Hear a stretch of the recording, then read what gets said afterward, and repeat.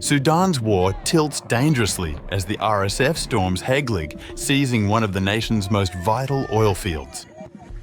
Troops flee, pipelines risk disruption, and Kordofan's front lines shift again, deepening a conflict already collapsing cities, starving civilians, and reshaping Sudan's entire strategic map.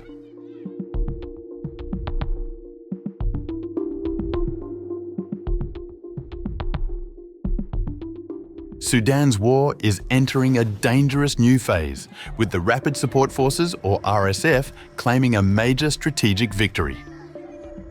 On December 8th, the UAE-backed RSF announced it had taken control of the Heglig oil field in South Kordofan, one of the most valuable energy assets in the country.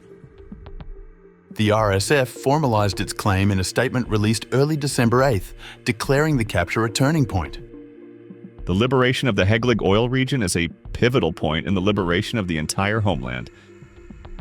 Footage shared by the RSF appeared to show its fighters inside Heglig and at the headquarters of the Sudanese Army's 90th Brigade, part of the 22nd Infantry Division.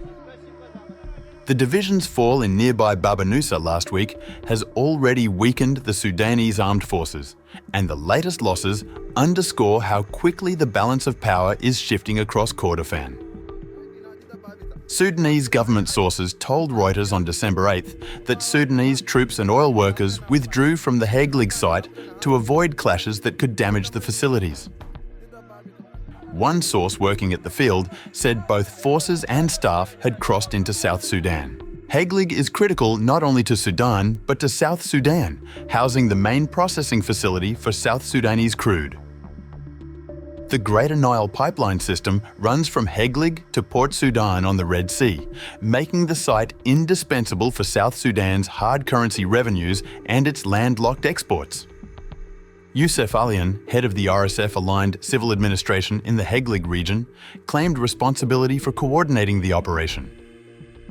We had helped to prepare a special, qualified and trained force to secure the Heglig field and protect oil installations from any acts of sabotage or threats that may affect their safety.